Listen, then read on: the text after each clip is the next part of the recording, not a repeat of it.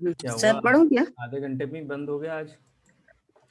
चलिए हाँ पढ़िए, प्रीति जी सर पढ़िए। सब लोग पहले से जुड़ गए थे और आप आज लेट आए, तो उस अच्छा, हिसाब से ये हो गया। चालू था, मैंने तो ब्लॉक किया है कि जब मैं शुरू करूंगा तभी शुरू जी हो। नहीं नहीं, नहीं सर चालू रहता है। अच्छा, सब लोग हो गए थे 5 मिनट, बल्कि 9:30 मतलब 8:30 से भी 5 मिनट पहले, तो इसीलिए वो उस हिसाब से हो गया बस वो बंद। चलिए आज फिर आपकी क्लास लंबी चलेगी, अब सेकंड पार्ट भी आधा घंटे ही चलाएंगे। चलिए पढ़िए प्रीति जी। जी। तथा आपा पर के श्रद्धान में व आत्म श्रद्धान में विपरीताभिनिवेश रहित पने की मुख्यता है। जो आपा पर का भेद विज्ञान करे वह अपने आत्मा का अनुभव करे, उसके मुख्य रूप से विपरीताभिनिवेश नहीं होता। इसीलिए भेद विज्ञानी को व आत्मज्ञानी को सम्यक दृष्टि कहते हैं। इस प्रकार मुख्यता से आपा पर का श्रद्धान व आत्म श्रद्धान सम्यक दृष्टि के ही पाया जाता है, इसीलिए इनको निश्चय सम्यक्त कहा है। ऐसा कथन मुख्यता की अपेक्षा है। तारतम्य रूप से यह चारों आभास मात्र मिथ्या दृष्टि के होते हैं। सच्चे सम्यक दृष्टि के होते हैं, वहाँ आभास मात्र है। वे तो नियम बिना परंपरा कारण हैं और सच्चे हैं, सो नियम रूप साक्षात कारण है, इसीलिए इनको व्यवहार रूप कहते हैं। इनके निमित्त से जो विपरीताभिनिवेश रहित श्रद्धान हुआ सो निश्चय सम्यक्त है, ऐसा जानना। हाँ बस बस बस। अब आपा पर के श्रद्धान को और आत्म श्रद्धान को निश्चय सम्यक्त में लिया, पर द्रव्यन्ते भिन्न आप में, हमने जो 6 डाला में पढ़ा है। आपा पर का श्रद्धान और आत्म श्रद्धान, क्योंकि इनमें प्रवृत्ति की मुख्यता नहीं है और इनमें तत्वार्थ के ज्ञान की भी मुख्यता नहीं है। इनमें तो संशय विपर्य अनध्यवसाय से रहित इनका जो श्रद्धा में जो ग्रहण है, श्रद्धा में जो इनकी स्वीकृति है, उसकी मुख्यता है। पर द्रव्यों से भिन्न अपने आत्मा का जो अनुभव करता है, मतलब जो विश्वास करता है, प्रतीति करता है, श्रद्धान करता है, तो उसमें प्रवृत्ति क्या है? कोई प्रवृत्ति नहीं है। जंगल में शेर सम्यक दृष्टि घूम रहा हो, कौन कहेगा ये सम्यक दृष्टि? अवधि ज्ञानी ना हो या कोई ऐसा अंतर्यामी व्यक्ति ना हो या घोषित ना हो वो सिंह सम्यक्ति, कौन कहेगा उसको? कोई नहीं कहेगा। लेकिन मंदिर में बैठ करके देवगुरु धर्म के चरणों में उनकी भक्ति पूजा में जो मस्त है, तत्व की चर्चा में जो मस्त है, उसको कोई भी कहेगा अरे तो बहुत भव्य जीव है, हमको तो समकित ही लगते हैं ये जीव। लेकिन आपा पर की विपरीत अभिनिवेश रहित जो प्रतीति है, वो लक्षण उसमें है सिंह में। देवगुरु धर्म की प्रवृत्ति नहीं है और न जीवादि 7 तत्वों का जो ज्ञान रूप जो विशेष है वो भी नहीं है। तो इसलिए यहाँ प्रतीति की मुख्यता है अपापर में और आत्मश्रद्धान में, इसलिए इनको निश्चय सम्यक्त के लक्षण में ग्रहण किया। ठीक है। इस प्रकार मुख्यता से आपा पर का श्रद्धान व आत्मश्रद्धान सम्यक दृष्टि के ही पाया जाता है, इसलिए इनको निश्चय सम्यक्त कहा है। हाँ, एक बात और कही, ऐसा कथन मुख्यता की अपेक्षा है। तारतम्य रूप से यह चारों आभास मात्र मिथ्या दृष्टि के होते हैं। आभास मात्र मिथ्या दृष्टि के होते हैं, यानी मिथ्या दृष्टि जीव बातें बनाए और सम्यक्त सन्मुख मिथ्या दृष्टि भी हो, उसमें भी ये चारों चीजें उसको विचार में चलती हैं, वो प्रवृत्ति करता है, श्रद्धा में नहीं है लेकिन प्रवृत्ति और विचारों में है। तो मिथ्या दृष्टि में आभास मात्र चारों भी हो सकते हैं, लेकिन सच्चे किसको होंगे? सच्चे सम्यक दृष्टि के ही होते हैं। चारों सच्चे सम्यक दृष्टि के ही होते हैं।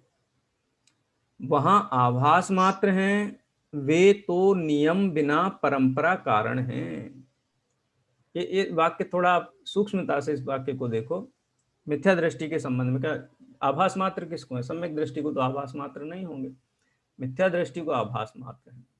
तो आभास मात्र होने से क्या है? त्याज्य है, नहीं होने चाहिए, छोड़ देना चाहिए? नहीं, पंडित साहब कहते हैं वे तो नियम बिना, माने इनके होने पर सम्यक तो होगा ही, ऐसा नियम नहीं है, लेकिन नियम बिना परंपरा कारण है।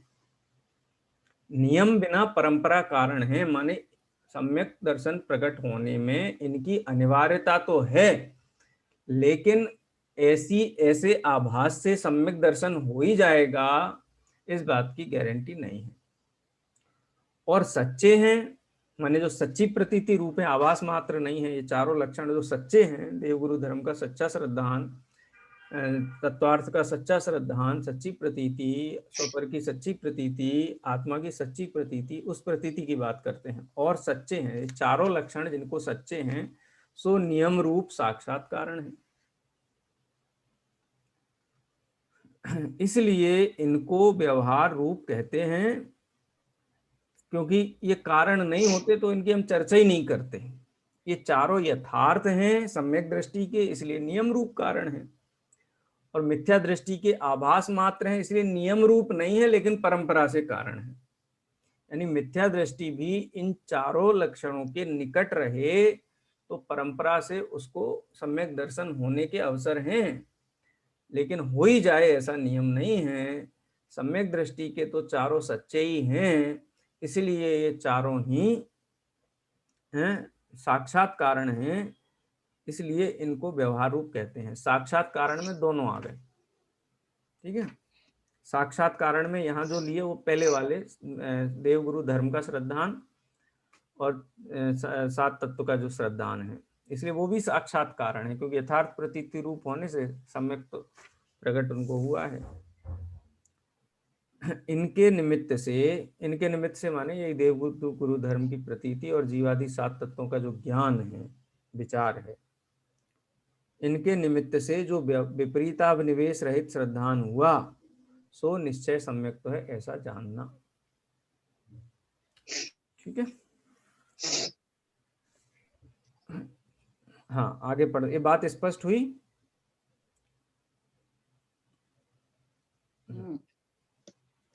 चलिए अब अगला पैराग्राफ देखते हैं।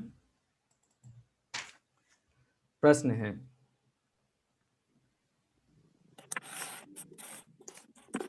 प्रश्न, कितने ही शास्त्रों में लिखा है कि आत्मा है वही निश्चय सम्यक्त है और सर्व व्यवहार है, सो किस प्रकार है? समाधान, विपरीता विनिवेश रहित श्रद्धान हुआ सो आत्मा ही का स्वरूप है। वहां अभेद बुद्धि से आत्मा और सम्यक्त में भिन्नता नहीं है, इसीलिए निश्चय से आत्मा ही को सम्यक्त कहा। अन्य सर्व सम्यक्त को निमित्त मात्र है, वह भेद कल्पना करने पर आत्मा और सम्यक्त के भिन्नता कही जाती है, इसीलिए अन्य सर्व प्रकार व्यवहार कही है, ऐसा जानना। इस प्रकार निश्चय सम्यक और व्यवहार सम्यक्त से सम्यक्त के दो भेद हैं तथा अन्य निमित्तादि अपेक्षा आज्ञा सम्यक्तवादी सम्यक्त के 10 भेद किए हैं, वह आत्मानुसार में कहा है। बस पहले पूरा का ऊपर वाला प्रकरण पूरा कर लेना। अभी जो ये चर्चा चली सम्यक्त के दो भेद की, जिसमें निश्चय सम्यक्त और व्यवहार सम्यक्त, तो इनका उपसंहार किया है इस प्रश्न के माध्यम से कि शास्त्र में तो सम्यक्त का लक्षण आत्मा का श्रद्धानी का है। आत्म स्वभावम परभाव भिन्नम मां पूर्ण माद्यंत विमुक्तमेकम, विलीन संकल्प विकल्प जालम प्रकाशयन शुद्ध नयो भेदेति। उस आत्मा को जानने वाला, जो शुद्ध आत्मा को जानने वाला शुद्ध नय का अभ्युदय होता है, वही सम्यक दर्शन है। आत्मा ही सम्यक दर्शन है। आत्मा की जो प्रतीति है त्रिकाली ध्रुव आत्मा की, वही सम्यक तो है। शास्त्रों में तो आत्म श्रद्धान को ही सम्यक निश्चय सम्यक के रूप में प्रतिस्थापित किया गया है। तो कहते हैं कि विपरीत अभिनिवेश से रहित जो आत्मा का श्रद्धान है, वहां पर आत्मा की ही मुख्यता है। देखो, जैसे एक हीरा एक डब्बे में रखा हुआ है, ये हीरा और डब्बा ये दोनों भिन्न वस्तुएं हैं। तो डब्बा भिन्न है और हीरा भिन्न है, श्रद्धान तो ऐसा ही है। लेकिन बहुमान किसका है, महिमा किसकी है श्रद्धान में? डिब्बे की है कि आत्मा की है? वो सॉरी, डिब्बे की है आत्मा कि हीरे की है? हीरे की है। हीरे की है। तो जिसकी बहुमान है, जिसकी कीमत है, जिसकी उत्कृष्टता है, उसको सम्यक्त के लक्षण के रूप में निरूपित करने में अधिक सटीकता है। पर से भिन्न कहने पे पर पे भी दृष्टि चली जाती कहीं ना कहीं। वैसा ही है जैसे बहुत बढ़िया खीर बनी हो और परोस दी गई हो, और अब वो खीर का आनंद लेने के लिए बैठे हों, और कोई कहे कि आपको पता है 1000 रुपए किलो का बादाम पड़ा है इसमें, आपको पता है हम सवेरे उठ के गए थे दूध दुहाने के लिए, बिल्कुल शुद्ध 48 मिनट के अंदर गर्म करके एकदम प्रासो क्या कहते हैं अपन उसको, शोध का है, हैं? कितनी मेहनत लगी इसमें पता है तुमको? खाने वाले को कितना आनंद आएगा उसमें। सर वो कहेगा तुम शांत रहो, मैं भेद में अटका रहेगा। तो वो जो कह रहा है वो कहेगा तो क्या हम झूठ बोल रहे हैं, तो क्या हम गलत कह रहे हैं, क्या ऐसा नहीं हुआ है, क्या ऐसा नहीं किया मैंने, हैं? हम झूठा क्लेम कर रहे हैं। क्लेम तो हमारे वो भी सारे गलत करते नहीं हैं, है, लेकिन वो भी महिमावंत जो सत्य है। वस्तु है, उस महिमावंत वस्तु की ही महिमा की जाती है। उसमें बहुत सारी चीजें आगे पीछे होती हैं, उनको गौण कर दिया जाता है। नरेंद्र मोदी काम कर रहा है सब जगह, नरेंद्र मोदी की सरकार, नरेंद्र मोदी की सरकार। अरे सरकार में तो बहुत लोग हैं, 322 लोग सांसद हैं उसमें, और कितने लोगों ने उसको, कितनी बड़ी मशीनरी है। लेकिन एक उत्कृष्टता की अपेक्षा से एक ही बात की जाती है, यहाँ पर आत्मा की महिमा है, दृष्टि वहां है, आनंद उसका है, इसलिए उसको मुख्य करके कहा गया है। विपरीत अभिनिवेश रहित श्रद्धान हुआ सो आत्मा ही का स्वरूप है, वहां अभेद बुद्धि से आत्मा और सम्यक्त में भिन्नता नहीं है। ठीक है, आत्मा और सम्यक्त आत्मा का ही गुण है। विविक्तम आत्म रूपम तत्व, वह आत्म स्वरूप ही है, आत्मा ही सम्यक्त है, सम्यक्त ही आत्मा है। ऐसा अभेद कथन होने की अपेक्षा से शास्त्रों में आत्म श्रद्धान को ही मुख्यता से सम्यक्त के रूप में निरूपित किया गया है। इसलिए निश्चय से आत्मा ही को सम्यक्त कहा है। अन्य सर्व सम्यक्त को निमित्त मात्र हैं, वह भेद कल्पना करने पर आत्मा और सम्यक्त के भिन्नता कही जाती है। अब जहाँ भेद विवक्षा होगी वहां पे कथन तो किया जाएगा, आत्मा का एक गुण सम्यक्त है, पूरा है इंद्रिया, Indira is India, India is Indira जैसी बात नहीं है। जब भेद विवक्षा होगी तो बाकी गुणों की भी स्वीकृति होगी, लेकिन अभेद विवक्षा में आत्मा ही सम्यक्त है, सम्यक्त ही आत्मा है, ऐसा निरूपण शास्त्र में किया जाता है, किया गया है और किया जाना चाहिए। अपनी वस्तु है ना, आत्मस्वरूप ही है ना सम्यक्त। लेकिन जब भेद विवक्षा से कथन होगा तो वो भी कथन किया जा सकता है, इसलिए उसको उपचार कहा है, व्यवहार कहा है। इसलिए अन्य सर्व व्यवहार कहे गए हैं। देखो, ज्ञान दर्शन चरित्र जीव के हैं, यह कथन है व्यवहार का। व्यवहार से भेद कर दिया ना तो व्यवहार के खाते में चले गया। ये तीन हो सकते एक हो नहीं सकते, ये कथन है परमार्थ का। हाँ, ये एक हो, ये तीन आत्मा तीन रूप नहीं हो सकता है, ये निश्चय का कथन है। आत्मा तो आत्मा है, सम्यक दर्शन, सम्यक ज्ञान, सम्यक चारित्र से अभेद आत्मा है। तो ये भेद कल्पना की गई है या निमित्त की मुख्यता से बात की गई है, सो भेद कल्पना और निमित्त की मुख्यता से कही गई बातें सारी व्यवहार हैं। देखो, दो वस्तुएं नहीं हैं, इसको अपन सार संक्षेप में कहें, वस्तु एक है, उसका एक निरूपण निश्चय है और एक निरूपण व्यवहार है। इसलिए चारों लक्षण अविनाभावी हैं, अन्वयी हैं। निरूपण के आधार पर कोई निश्चय के खाते में जाता है, कोई व्यवहार के खाते में जाता है, किसी को मुख्य करके रखा जाता है, किसी को गौण किया जाता है। गौण किया जाता है। हाँ, खीर बनने में लाइटर का भी बहुत बड़ा योगदान है, गैस का भी बहुत बड़ा योगदान है, निमित्त कौमी लेकिन उसका स्मरण नहीं किया जाता है। और कोई वास्तव में मुख्य लिस्ट का गौण बनाने की बैठे अपेक्षा है। कि क्या क्या वस्तुएं चाहिए, तो सबकी लिस्ट बनेगी उसमें। तो भेद विवक्षा में जाएंगे तो सारी लिस्ट एनलिस्टिंग हो जाएगी, लेकिन उसकी महिमा नहीं की जाएगी। चलिए, ये तो दो भेद जो हैं निश्चय और व्यवहार वाले, उस अपेक्षा से बात हुई। अब निमित्तादि की अपेक्षा से 10 भेद भी कहे गए हैं। क्या 10 भेद कहे गए हैं तो क्या सम्यक प्राप्त करने के 10 द्वार हैं, 10 विधियां हैं? कोई आज्ञा से कर ले, कोई मार्ग से कर ले, हैं, और भी कोई बीज सम्यक तो है, उपदेश सम्यक तो है, सूत्र सम्यक तो है, बहुत सारे सम्यक तो है, संक्षेप सम्यक तो है। तो क्या अलग अलग विधियां हैं? तो बोलते अलग अलग विधियां नहीं है, विधि एक ही है, पर द्रव्यों से भिन्न अपने आत्मा का श्रद्धान। लेकिन उस श्रद्धान में जो अनेक कारण सामग्रियां हैं ना, उन अनेक कारण सामग्रियों में जिस कारण सामग्री को मुख्य किया जाए उस सम्यक्त के ऊपर उसी नाम का उपचार हो जाता है। ऐसा होता है ना, जो आदमी जिस गांव से आया हो उसका सरनेम पड़ जाता है। बहुत सारे इंडिया में सरनेम ऐसे ही पड़े हैं लोगों के, हैं, किसी गांव का है या उसका जो व्यापार है उसका वो नाम पड़ जाता है। ऐसे बहुत है ना, जैसे कोई किसी गांव से आया, मुंबई से आया है, कोई आगर गांव से आया तो उसका नाम अगरकर हो गया है। कोई सोलापुर का आदमी बंबई में आके बस गया, उसकी 5, 7, 10 पीढ़ी पहले, तो उसका नाम ही है, सरनेम है सोलापुरकर।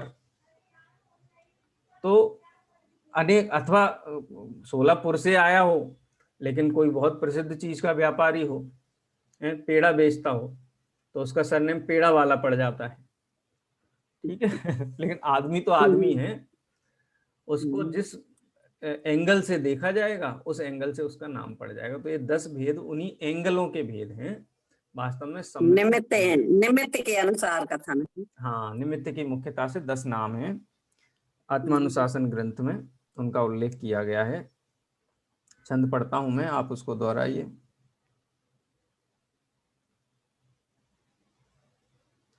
आज्ञा मार्ग समुद्भव,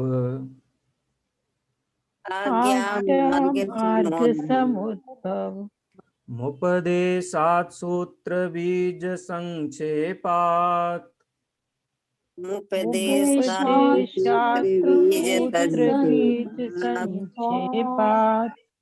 विस्तारार्थाभ्याम भव,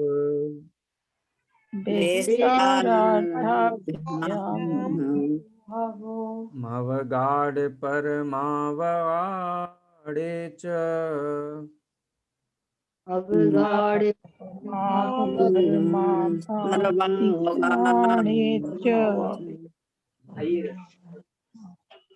कितने? आज्ञा मार्ग समुद्भवम। आज्ञा देखो पढ़ते हैं इसको, नीचे फुटनोट में भी दिया। एक्चुअली इसके संबंध में जब पंडित साहब ये लिख रहे थे तो खाली उनको परिभाषाओं का ज्ञान कराना था, चूंकि 3-4 पन्ने ही आगे और हैं, उसके बाद ग्रंथ उनका लेखन अधूरा रह गया। तो उन्होंने 2 सम्यक्तों के बारे में लिखा और आगे लास्ट वाले 2 सम्यक्तों के बारे में लिखा, और बीच में 3-4 लाइनें ब्लैंक छोड़ दी थी, जो हस्तलिखित प्रति है ना मोक्ष मार्ग प्रकाशक की, पंडित जी साहब ने जो लिखी थी। तो वो 3-4 लाइनों में एक एक सम्यक्तों का आधे आधे वाक्य में या एक वाक्य में ही उनके लक्षणों का उल्लेख करना चाहते होंगे।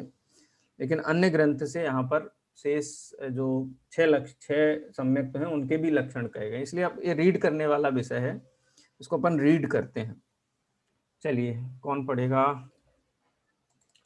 प्रीति जी का हो गया, अब कौन पढ़ेगा? सर मैं भैया मैं पढ़। ममता जी, हाँ ममता जी पढ़िए। अर्थ, जिन आज्ञा से तत्व श्रद्धान हुआ हो सो आज्ञा सम्यक्त है। यहाँ इतना जानना, मुझको जिन आज्ञा प्रमाण है इतना ही श्रद्धान सम्यक्त नहीं है। आज्ञा मानना तो कारणभूत है, इसी से यहाँ आज्ञा से उत्पन्न कहा है। इसलिए पहले जिन आज्ञा मानने से पश्चात जो तत्व श्रद्धान हुआ सो आज्ञा सम्यक्त है। इसी प्रकार निर्ग्रंथ मार्ग के अवलोकन से तत्व श्रद्धान हो सो मार्ग सम्यक्त है। इस प्रकार 8वें नहीं फुटनोट पढ़ना है। अच्छा, मार्ग सम्यक्त के बाद यहाँ पंडित जी हस्तलिखित प्रति में 6 सम्यक्त का वर्णन करने के लिए 3 पंक्तियों का स्थान छोड़ा गया है, किंतु वे लिख नहीं पाए। यह वर्णन अन्य ग्रंथों के अनुसार दिया जाता है तथा उत्कृष्ट पुरुष तीर्थंकरादि उनके पुराणों के उपदेश से उत्पन्न जो सम्यक ज्ञान उससे उत्पन्न आगम समुद्र में प्रवीण पुरुषों के उपदेशादि से हुई जो उपदेश दृष्टि सो उपदेश सम्यक्त है। मुनि के आचरण के विधान को प्रतिपादन करने वाला जो आचार सूत्र उसे सुनकर जो श्रद्धान करना हो उसे भले प्रकार सूत्र दृष्टि कही है, यह सूत्र सम्यक्त है। तथा बीज जो गणित ज्ञान को कारण उनके द्वारा दर्शन मोह के अनुपम उपशम के बल से दुष्कर है, जानने की गति जिसकी ऐसा पदार्थों का समूह उसकी हुई है, उपलब्धि अर्थात सद्धान रूप परिणति जिसके ऐसा जो कर्णान योग का ज्ञानी भव्य उसके बीज दृष्टि होती है, यह बीज सम्यक जानना। तथा पदार्थों को संक्षेप पने से जानकर जो श्रद्धान हुआ सो भली संक्षेप दृष्टि है, यह संक्षेप सम्यक जानना।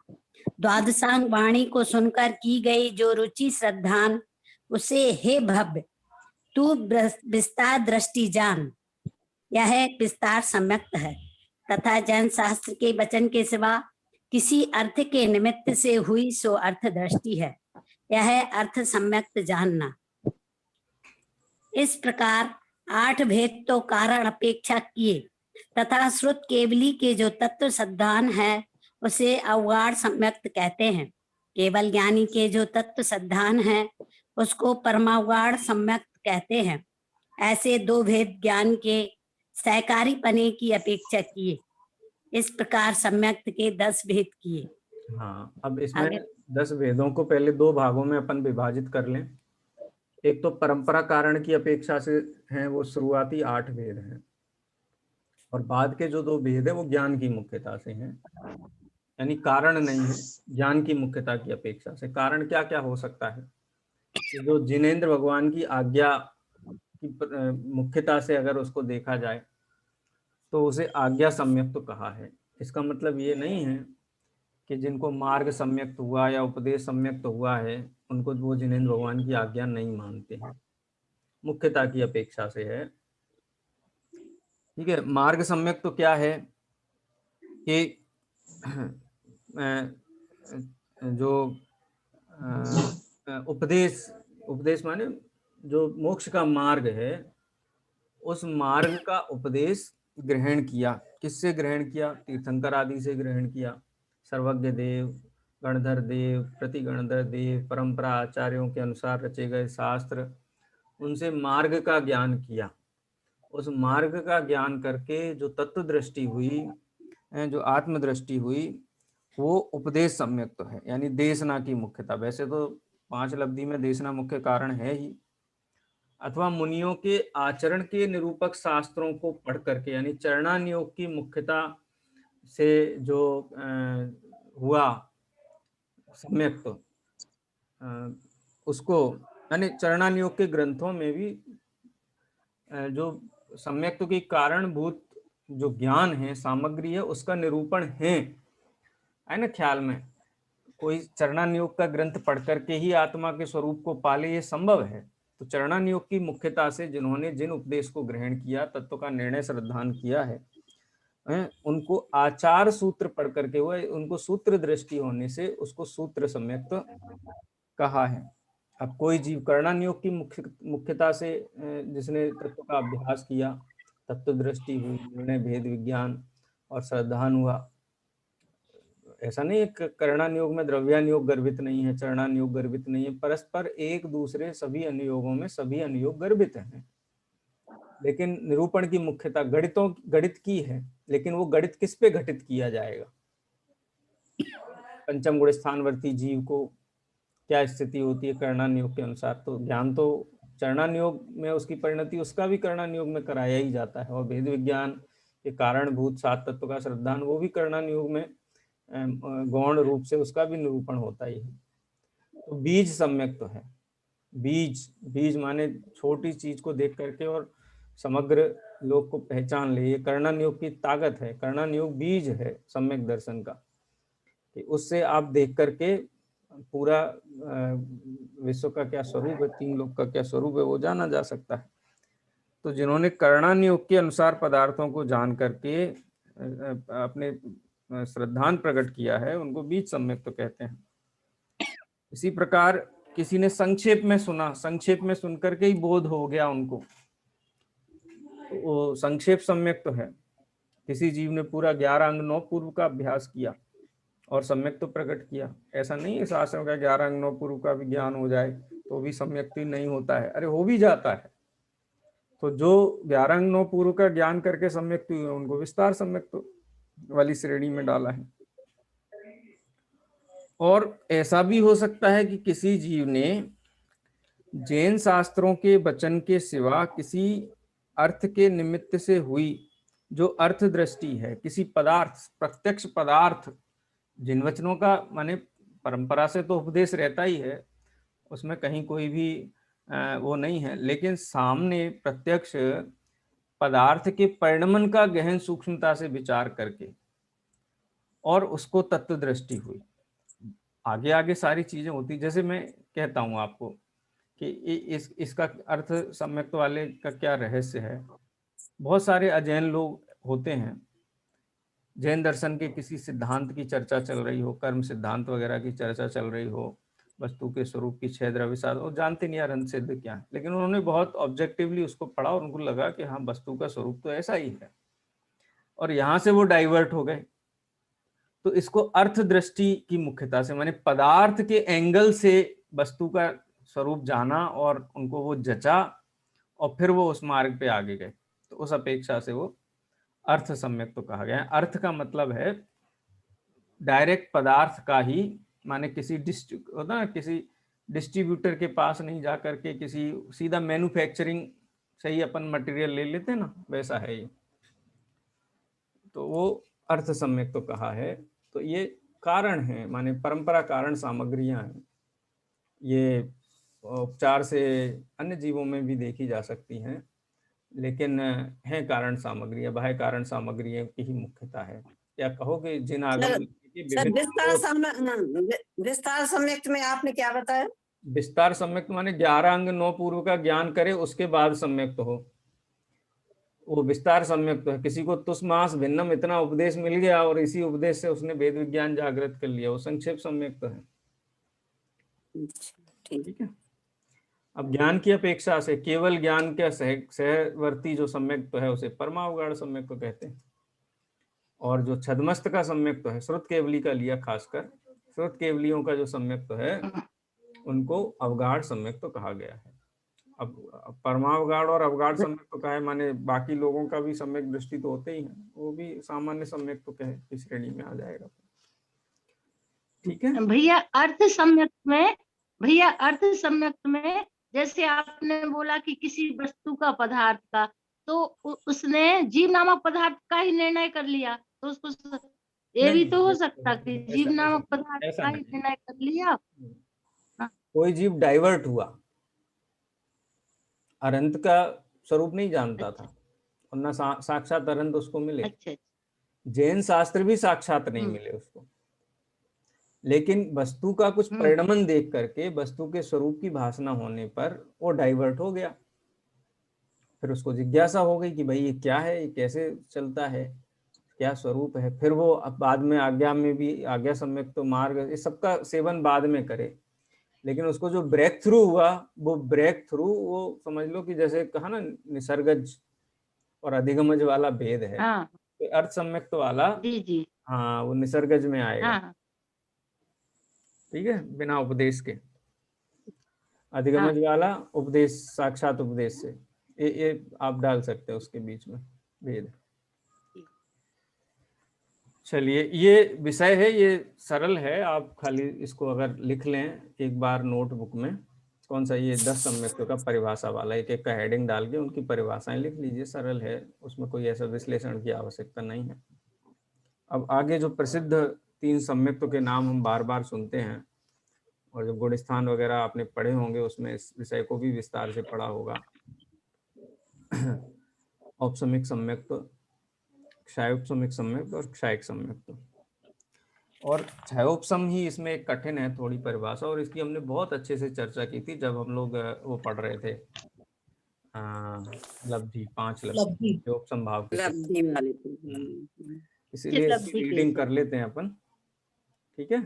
और जहाँ कुछ मुझे हाईलाइट करना होगा वो मैं करूँगा। कौन पढ़ेगा, शिरोमणि जी या पूर्णिमा जी पढ़ना चाहेगा आप लोगों जी में से? सर, मैं पढ़िए। पढ़ रही मैं। हम्म तथा सम्यक्त्व के 3 भेद किए हैं, औपशमिक, छाय उपशमिक और छायक। सो यह 3 भेद दर्शन मोह की अपेक्षा किए हैं। वहाँ औपशमिक सम्यक्त्व के 2 भेद हैं, प्रथमोपशम सम्यक्त्व और द्वितीयोपशम सम्यक्त्व। वहाँ मिथ्या दृष्टि गुणस्थान में करण द्वारा दर्शन मोह का उपशम करके जो सम्यक्त्व उत्पन्न हो उसे प्रथमोपशम सम्यक्त्व कहते हैं। वहाँ इतना विशेष है, अनादि मिथ्या दृष्टि के तो एक मिथ्यात्व प्रकृति का ही उपशम होता है, क्योंकि इसके मिश्र मोहिनी और सम्यक्त्व मोहिनी की सत्ता है नहीं। जब जीव उपशम सम्यक्त्व को प्राप्त हो, वहाँ उस सम्यक्त्व के काल में मिथ्यात्व के परमाणुओं को मिश्र मोहिनी रूप व सम्यक्त्व मोहिनी रूप परिणमित करता है। तब 3 प्रकृतियों की सत्ता होती है। इसलिए अनादि मिथ्या दृष्टि के एक मिथ्यात्व प्रकृति की सत्ता है, उसी का उपशम होता है। तथा सादी मिथ्या दृष्टि के किसी के 3 प्रकृतियों की सत्ता है, किसी के एक ही की सत्ता है। जिसके सम्यक्त काल में 3 की सत्ता हुई थी, वह सत्ता पाई जाए, उसके 3 की सत्ता है। और जिसके मिश्र मोहिनी सम्यक्त मोहिनी की उद्वेलना हो गई हो, उनके परमाणु मिथ्यात्व रूप परिणमित हो गए हों, उसके एक मिथ्यात्व की सत्ता है। इसलिए सादी मिथ्या दृष्टि के 3 प्रकृतियों का व एक प्रकृति का उपशम होता है। उपशम क्या, सो कहते हैं अनिवृत्तिकरण में किए अंतरकरण विधान से जो सम्यक्त्व के काल में उदय आने योग्य निषेक थे, उनका तो अभाव किया। उनके परमाणु अन्य काल में उदय आने योग्य निषेक रूप किए तथा अनिवृत्तिकरण में ही किए उपशम विधान से जो उस काल के पश्चात उदय आने योग्य निषेक थे, वे उदीर्णा रूप होकर इस काल में उदय न आ सकें, ऐसे किए। इस प्रकार जहाँ सत्ता तो पाई जाए और उदय न पाया जाए, उसका नाम उपशम है। यह मिथ्यात्व से हुआ प्रथमोपशम सम्यक्त्व है, सो चतुर्थादि सप्तम गुण स्थान पर्यंत पाया जाता है। तथा उपशम श्रेणी के सन्मुख होने पर सप्तम गुण स्थान में क्षयोपशम सम्यक्त्व से जो उपशम सम्यक्त्व हो, उसका नाम द्वितीयोपशम सम्यक्त्व है। यहाँ करण द्वारा 3 ही प्रकृतियों का उपशम होता है, क्योंकि इसके 3 ही की सत्ता पाई जाती है।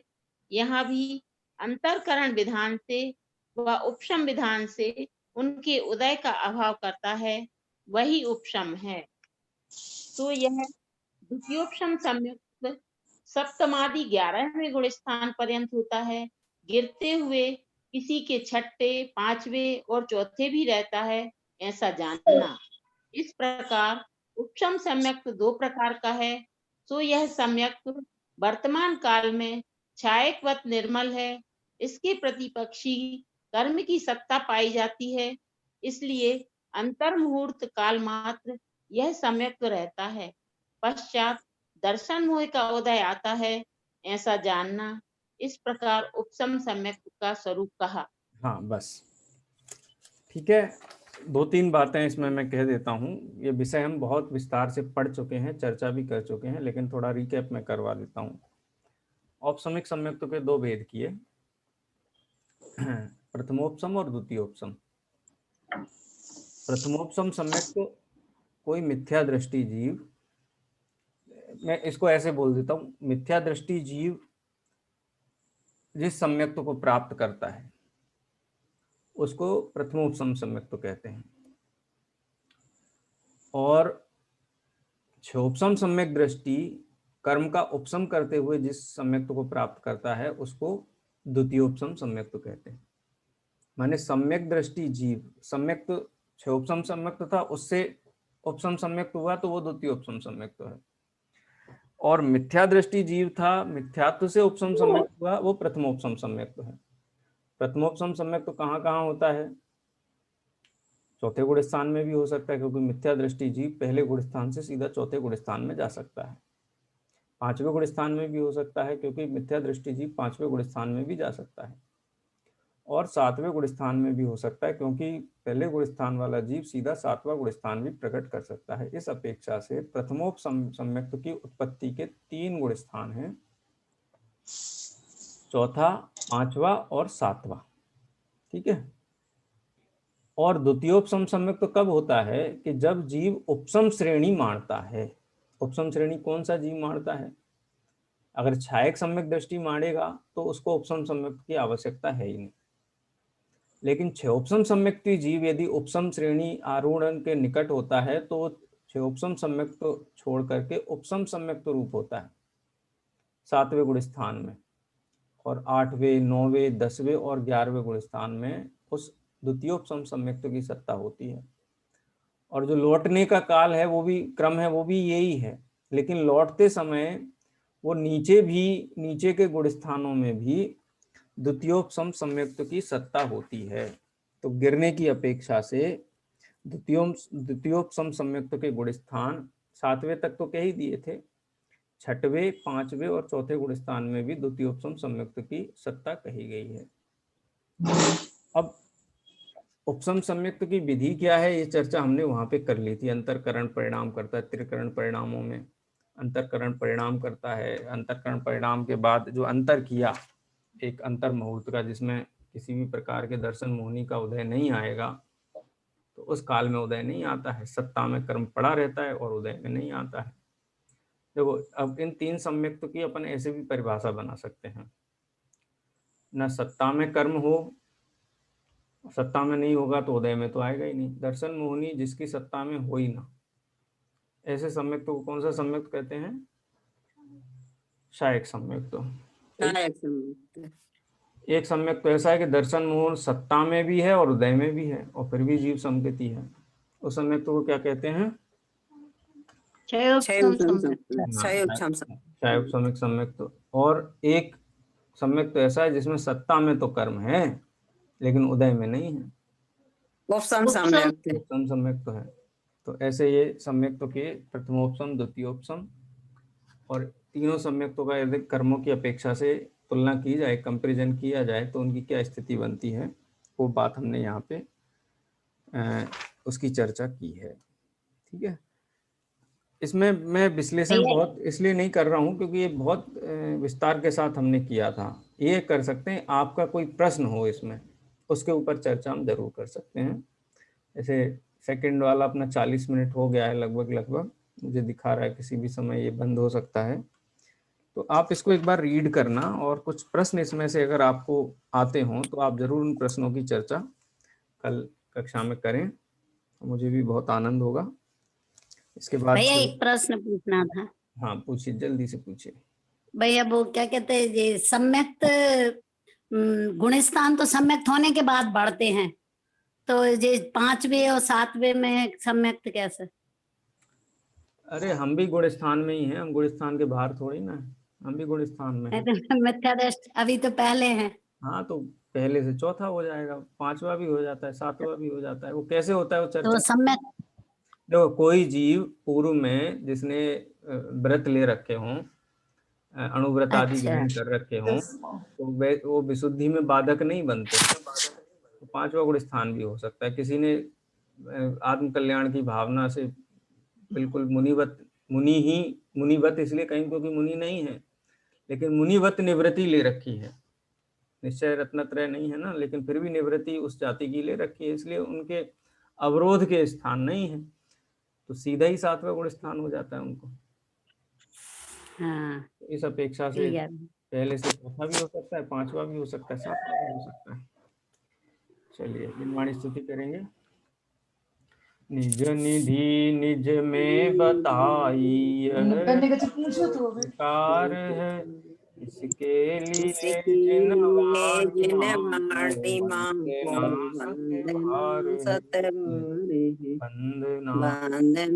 सतवारे